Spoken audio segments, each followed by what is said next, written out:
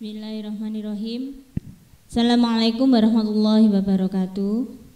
Anak-anakku semuanya, selamat pagi, selamat berjumpa kembali. Di sini Bu Ula akan memberikan pelajaran IPS kelas 8 SMP Al-Huda pada hari Rabu tanggal 17 Februari ini. Anak-anakku semuanya, bagaimana kabar kalian hari ini? Tentunya sehat-sehat, bukan? Alhamdulillah, itu yang saya harapkan.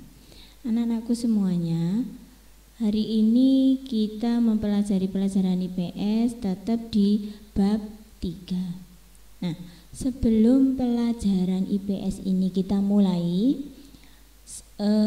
supaya nanti pelajaran ini berjalan dengan lancar, tidak ada hambatan suatu apapun, ya, supaya ilmunya nanti bermanfaat, marilah kita sebelumnya kita berdoa dulu, ya. Sudah siap semuanya? Sudah siap di depan HP-nya masing-masing? Bukunya sudah disiapkan? Alat tulis menulisnya? Oke, terima kasih. Mari anak-anak kita berdoa bersama. Bismillahirrahmanirrahim. Raditu billahi robba wa bil islami dina wa bi muhammadin nabiyya wa rasula. Rabbi zidni ilma warzuqni fahma waj'alni minas solihin. Amin. Terima kasih. Anak-anakku semuanya, hari ini kita tetap diajar oleh Bu Ula, ya. Kita pembelajarannya daring, ya. Sudah siap, ya? Kita masih tetap di bab 3, anak-anak. Nah, di bab 3 ini kita kelas 8 semester genap ini, ya. Oke, dicatat, jangan lupa dicatat di buku tulis kalian. Anak-anak, di bab 3 pelajaran mata pelajaran ilmu pengetahuan sosial ini yang berjudul tentang keunggulan dan keterbatasan antar ruang serta pengaruhnya terhadap kegiatan ekonomi, sosial dan budaya di Indonesia dan di ASEAN. Ya, berarti yang kita kupas di sini adalah keunggulannya, kemudian keterbatasannya yang ada di Indonesia dan ada di lingkup ASEAN. Tentang apa? Ekonomi, sosial dan budaya. Yang kita kupas itu adalah plus minusnya tentang ekonomi, sosial dan budaya yang ada di negara-negara yang ada di ASEAN. Di bab 3 ini, ya. Bab 3 ini kita sudah mulai dari bulan Januari kemarin. Oke, anak-anakku semuanya, KI-nya tentang pelajaran bab 3 ini adalah memahami pengetahuan faktual, konseptual, dan prosedural berdasarkan rasa ingin tahunya tentang ilmu pengetahuan, teknologi, seni, budaya terkait fenomena dan kejadian tampak mata. Anak-anakku semuanya, KI-nya yang lain yaitu mencoba mengolah, ya, dan menyaji dalam ranah konkret, menggunakan, mengurai, kemudian merangkai, memodifikasi dan membuat dalam ranah abstrak, menulis, membaca, menghitung, menggambar dan mengarang sesuai dengan yang dipelajari di sekolah dan sumber lain yang sama dalam sudut pandang teori.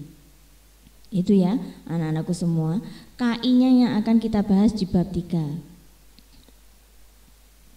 Kemudian KD, ada KI, ada KD. KD-nya kompetensi dasarnya yaitu memahami konsep ruang, lokasi, distribusi, potensi, iklim, bentuk muka bumi, geologis, flora dan fauna, dan interaksi antar ruang di Indonesia serta pengaruhnya terhadap kehidupan manusia dalam aspek ekonomi, sosial, budaya, dan pendidikan. Anak-anakku semuanya, KD yang lainnya yaitu menjelaskan konsep ruang, lokasi, distribusi, potensi, iklim, bentuk muka bumi, geologis, flora dan fauna, dan interaksi antar ruang di Indonesia serta pengaruhnya terhadap kehidupan manusia Indonesia dalam aspek ekonomi, sosial, dan budaya, dan pendidikan. Itu KD yang akan kita bahas. Anak-anakku semuanya, di bab 3 ini yang A tentang keunggulan dan keterbatasan antar ruang serta peran pelaku ekonomi dalam perekonomian. Ini yang A. Sudah kita bahas di bulan Januari kemarin. Kemudian yang B, ini tentang pengaruh interaksi antar ruang terhadap kegiatan ekonomi, sosial, dan budaya di Indonesia dan di ASEAN. Nah, ketika ada interaksi antar ruang di negara-negara yang ada di ASEAN ini ada pengaruhnya. Pasti pengaruh itu ada dua, ada yang pengaruh negatif dan ada yang pengaruh positif terhadap kehidupan sosial, budaya, ekonomi, sosial, budaya yang ada di negara Indonesia dan negara ASEAN.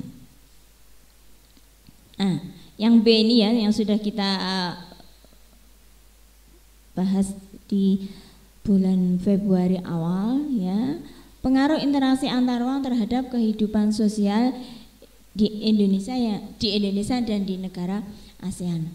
Anak-anakku semuanya, yang B, kegiatan interaksi antar ruang ini meliputi kegiatan ekonomi, ada lagi kegiatan sosial, ada lagi yaitu kegiatan budaya. Nah, yang kemarin itu sudah kita bahas, kita jelaskan di bidang ekonomi.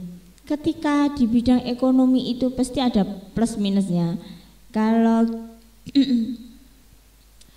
kegiatan ekonomi yang ada di Indonesia itu dibantu oleh negara-negara lain, ada contohnya ketika negara Malaysia membantu Indonesia dalam bidang ekonominya, ekonomi, sosial, budayanya. Nah itu bagaimana? Ketika itu positifnya, kita akan mempunyai modal yang tambah banyak. Kita akan memiliki tenaga-tenaga kerja yang handal, yang datang dari luar negeri, yang skill-nya lebih bagus ya. Kemudian nah, ketika kita banyak modal, banyak tenaga-tenaga ahli, kemudian dari segi perusahaan, seandainya itu perusahaan, itu akan lebih produktivitasnya akan lebih tinggi. Ya, seperti itu. Itu kegiatan ekonomi yang positifnya. Ketika negatifnya apa? Ya berarti apa anak-anak? Tenaga kerja Indonesia akan tersisihkan dengan sendirinya dengan datangnya tenaga-tenaga dari asing. Satu. Kemudian yang kedua, ketika modal lebih besar datang ke Indonesia, akhirnya apa? Modal-modal yang ada di Indonesia, orang-orang yang berduit, orang-orang yang punya modal di Indonesia akan tersisih juga. Karena apa? Di perusahaan itu kan paling berbagi anak-anak, ya, berbagi penanaman modalnya antara modal yang ada di Indonesia dan modal yang ada di luar negeri tadi. Itu yang segi positifnya. Kalau segi negatifnya ya seperti itu tadi, kita akan tergeser dengan sendirinya. Oke. Yang kedua yaitu kegiatan sosial. Anak-anakku semuanya, kegiatan interaksi antar ruang ini pasti ada kegiatan sosialnya. Kalau kegiatan sosialnya itu apa ya? Ya dibantu oleh tenaga-tenaga yang dari asing itu. Ketika kita ada bencana alam yang ada di Indonesia, Gunung Kelut meletus seperti itu ya. Ketika Gunung Kelut itu meletus, nah semua tahu, se-Indonesia tahu. Kemudian dengan kecanggihan teknologi, luar negeri juga mendengar. 1 jam aja berita itu sudah nyampe kemana-mana. Nah, ketika mereka orang luar negeri itu tahu dan kegiatan-kegiatan sosial yang ada di luar negeri itu, mereka juga mempunyai dana untuk dana kemanusiaan seperti itu. Akhirnya dibantulah oleh mereka. Seperti itu ya anak-anak ya. Itu korban bencana alam, korban banjir itu ada seperti itu ya. Kemudian segi kegiatan budaya. Nah, kalau kegiatan budaya ini juga ada plus minusnya juga, ya. Nah, kita kupas satu-satu. Nah, ini yang tadi pengaruh positif dan negatifnya sudah saya terangkan tadi ya. Kalau positifnya modal kita akan bertambah, orang-orangnya juga akan bertambah bagus karena ada tenaga ahli yang dari luar negeri, kegiatan ekonominya.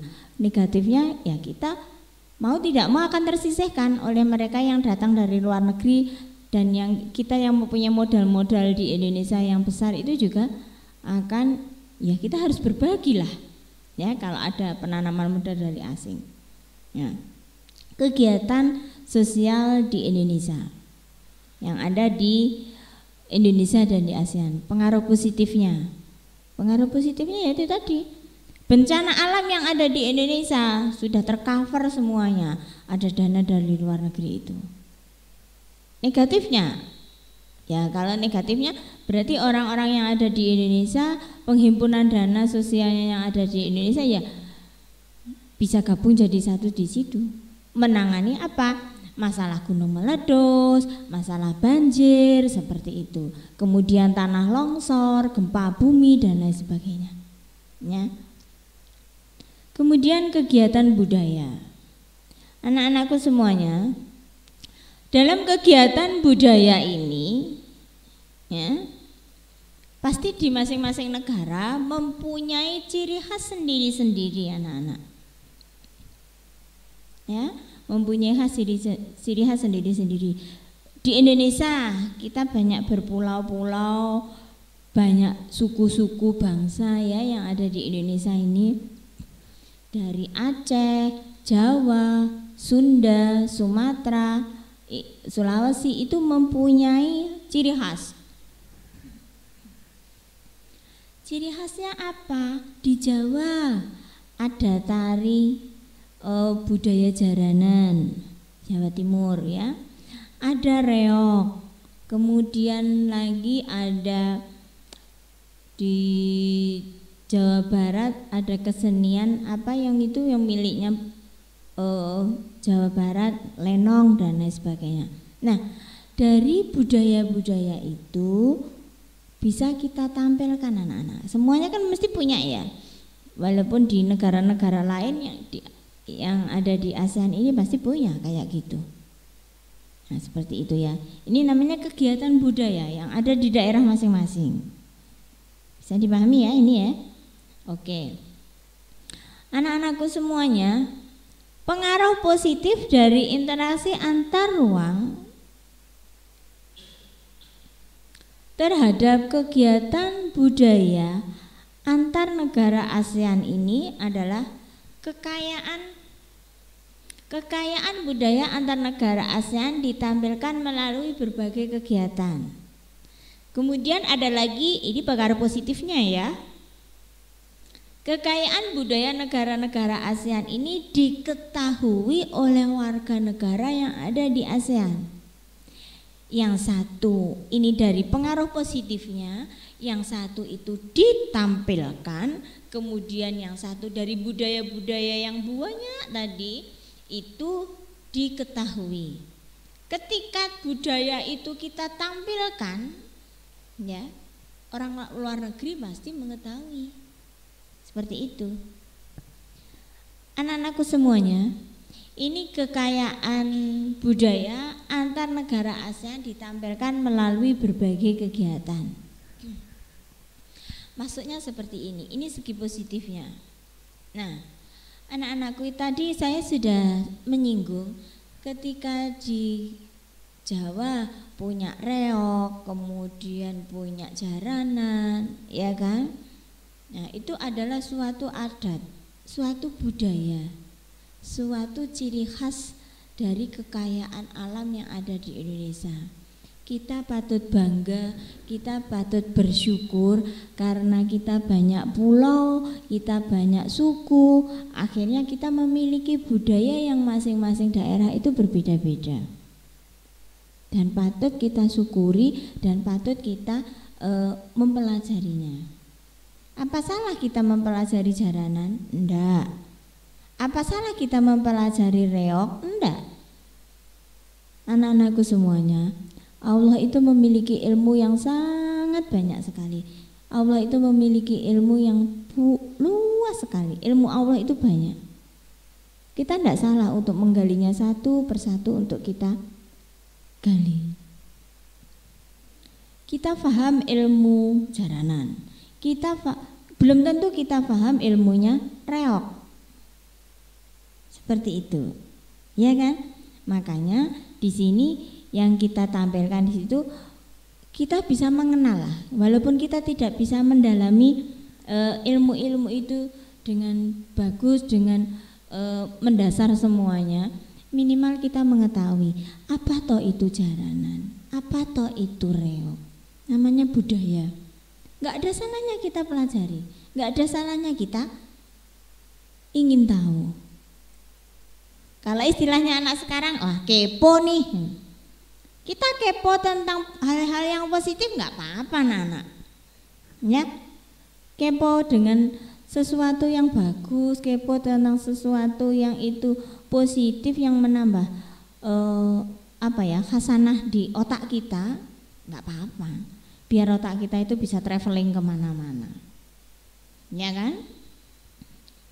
Jangan otak kita hanya ngertiku hanya di Kediri aja ya, tak pelajari budaya yang ada di Kediri. Nah itu namanya nanti otak kalian nggak bisa traveling, otak kalian nanti kedaerahan, istilahnya stagnan hanya di situ aja. Kalau kita bisa membuka wawasan keluar, di daerah Tulungagung loh ada budaya seperti ini, di daerah Jawa Tengah loh punya budaya seperti ini, Jawa Barat loh punya budaya seperti ini. Nggak apa-apa anak-anak, itu menambah hasanah budaya yang ada di Indonesia dan di otak kita. Boleh tuh itu dipelajari, boleh, siapa ngelarang? Boleh. Kita bisa menguasai IPS, kan kita nggak salah kita mempelajari lagi pelajaran yang lain, pelajaran agama pelajaran matematik, boleh, itu ilmu Allah ya, kita wajib mempelajarinya ya. Nah, budaya-budaya antar negara, kekayaan budaya antar negara yang ada di ASEAN itu ditampilkan melalui berbagai kegiatan. Nah, anak-anakku semuanya, ketika ini kita tampil di mana? Dulu sebelum pandemi itu masuk ke negara kita, ada pandemi yang di bumi ini merajalela nih ya anak-anak ya. Budaya-budaya ini semua bagus, semua bisa ditampilkan. Ingat anak-anak, kalau kita berkarya seperti budaya-budaya ini kita tampilkan, pasti mengundang banyak kerumunan. Jelas ya, banyak kerumunan. Nah, jaranan orangnya banyak, krunya jaranan sendiri banyak, kemudian pasti banyak yang melihat, banyak yang menonton, ya kan? Dulu sebelum saya membicarakan sebelum pandemi aja ya, ketika pandemi kita kan nggak boleh kemana-mana, harus mematuhi protokol kesehatan, harus jaga jarak, ya kan? Seperti itu. Nah, yang kita bahas di sini sebelum adanya pandemi, jaranan dulu, anak-anak tahu jaranan ya? Banyak enggak krunya jaranan? Banyak enggak yang melihat? Banyak. Anak-anak tahu reog yang ada di kota mana itu reog? Oke, pinter sekali. Reog berasal dari Ponorogo. Ponorogo itu mana tuh anak-anak? Jawa Timur apa Sumatera? Oh, pinter sekali. Ponorogo itu ada di wilayah Jawa Timur, Provinsi Jawa Timur.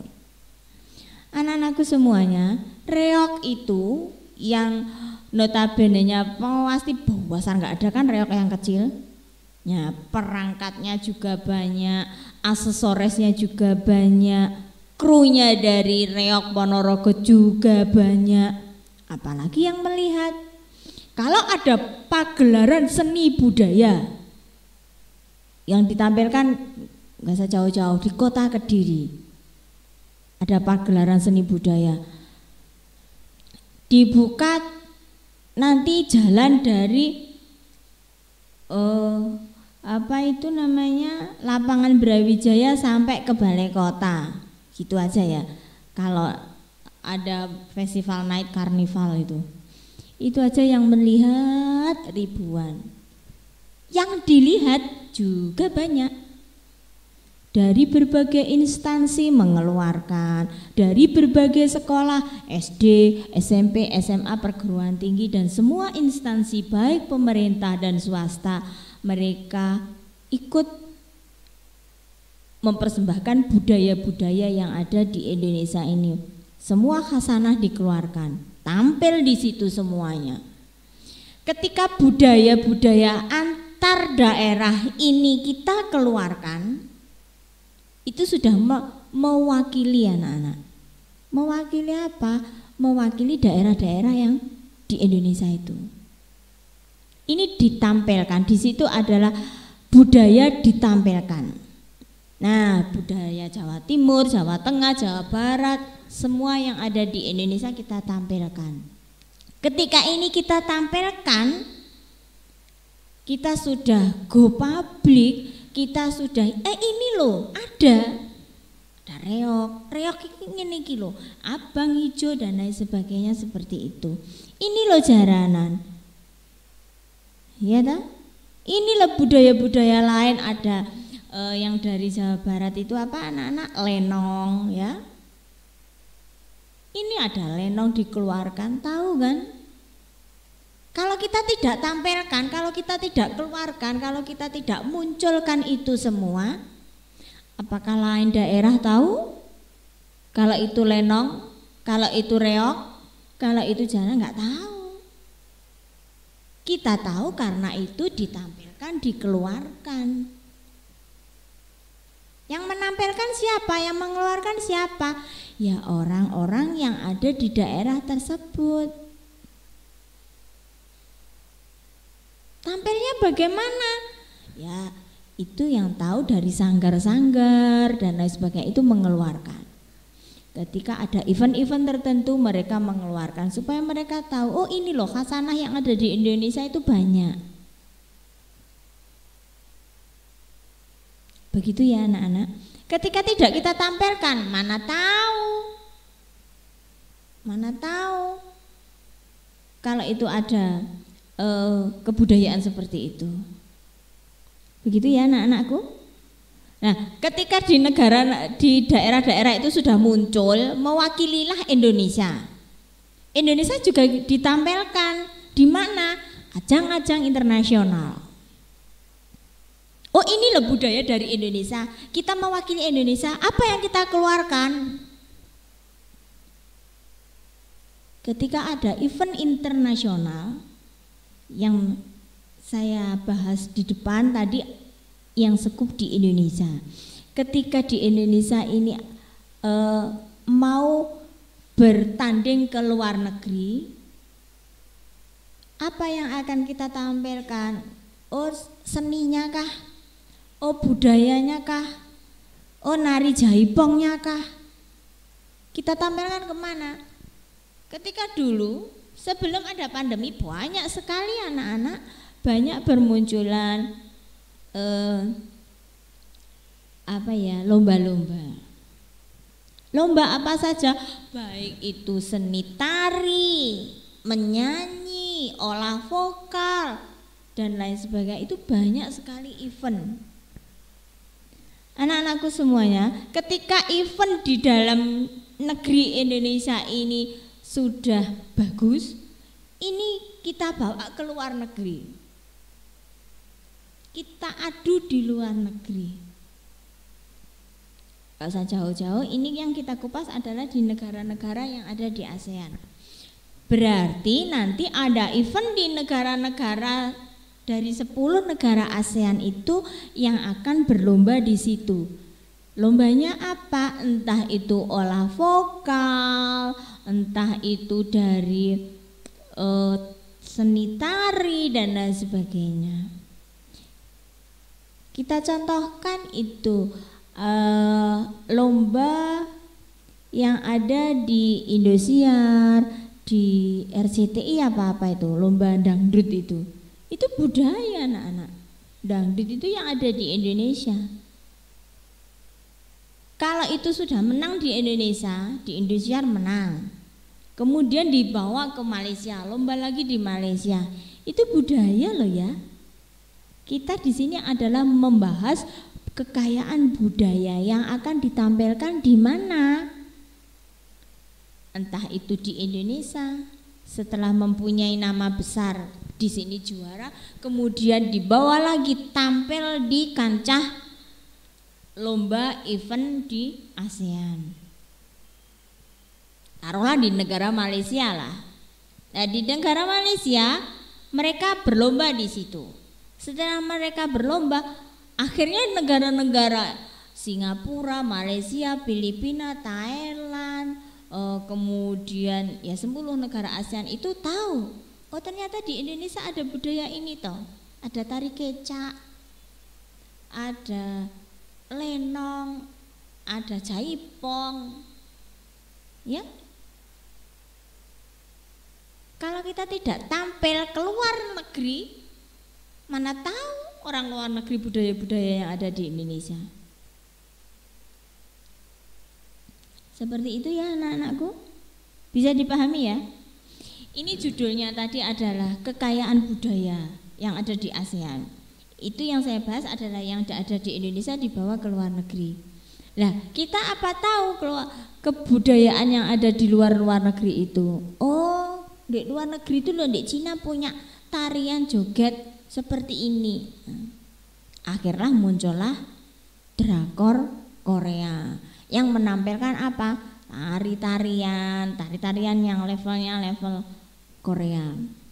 Akhirnya masuk ke Indonesia, jadilah film, jadilah ditiru oleh orang-orang Indonesia. Itu dari segi negatifnya. Kalau segi positifnya kita bisa tahu ya, wawasan kita bisa terbuka dengan budaya-budaya yang ada di luar negeri ini. Tapi segi negatifnya yaitu kita bisa mengakses semua budaya yang ada di Singapura itu apa toh? Budaya yang ada di Malaysia itu apa toh? Budaya yang ada di Singapura, di Filipina, di Korea dan lain sebagainya. Yang ada di 10 negara ASEAN itu. Anak-anakku semuanya, namanya kita hidup di dunia ini pasti ada plus minusnya. Begitu juga dengan budaya-budaya ini. Budaya ini ada plus minusnya, ada. Plusnya apa? Ya kita bisa tahu, kita bisa buka wawasan, kita bisa kepoin. Katanya anak sekarang, kepo lu. Boleh toh kepo, boleh selagi itu positif. Ya. Boleh. Anak-anakku semuanya, ketika kita sudah punya budaya ini, kita tampilkan, kita sudah go public ke luar negeri. Negara luar tahu enggak dengan budaya Indonesia? Tahu.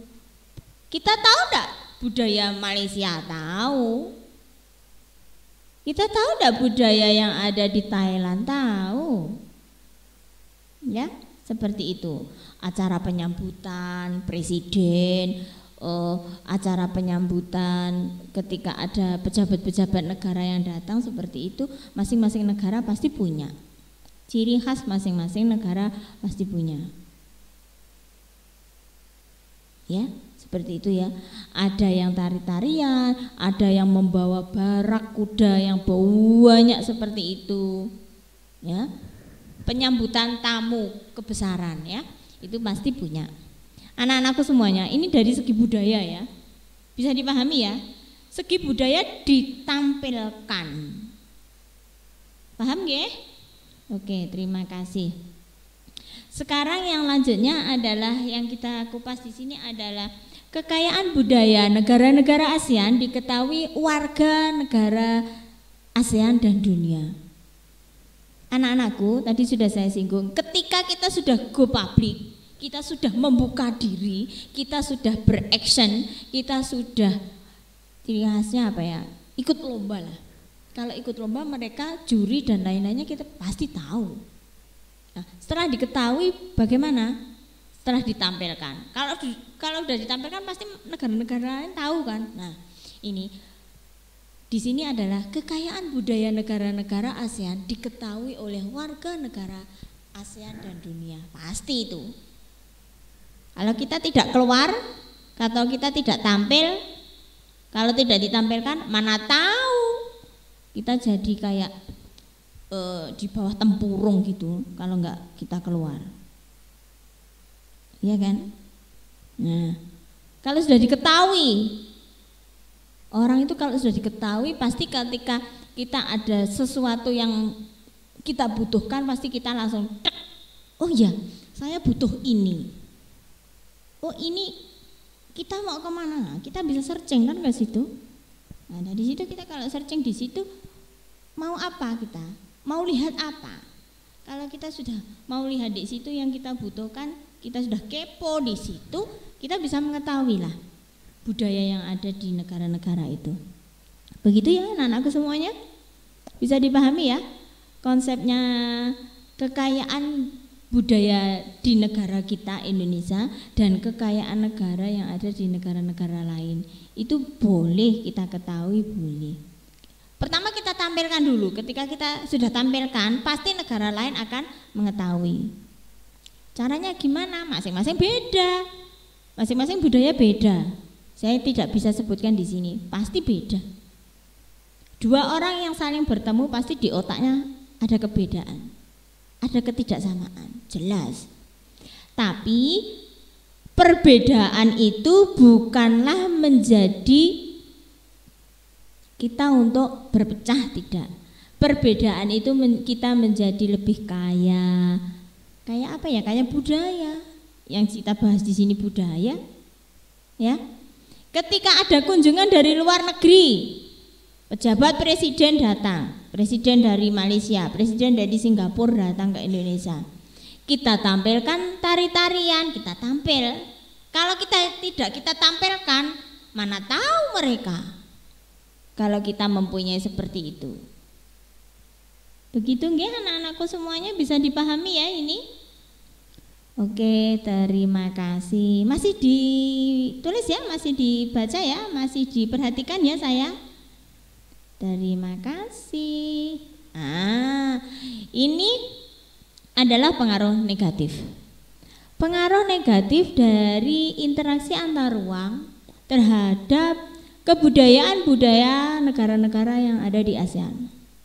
Anak-anakku, tadi sudah saya singgung, kita di dunia ini pasti ada plus minus, ada laki, ada perempuan, ada baik, ada jahat, ada surga dan neraka, ada pagi, ada malam. Pasti itu Allah mesti membuatnya seperti itu. Kita berpasang-pasangan, bersuku-suku untuk apa? Yaitu mencari ilmu. Kalau di sini kita membahas ilmu ya di sini. Pengaruh negatif dari interaksi antar ruang terhadap kegiatan budaya antar negara ASEAN di sini adalah masyarakat Indonesia boleh melihat budaya negara-negara yang ada di ASEAN. Boleh ini anak-anak boleh ya. Pengaruh budaya dari negara ASEAN masuk ke Indonesia. Kemudian sebagian budaya daerah dipromosikan, disaksikan oleh turis asing. Namanya aja sudah ditampilkan, namanya aja kita sudah membuka. Kalau kita tertutup, sopo katene eroh wong ditutup. Ya. Kalau kita menutup mata, kita tahu apa.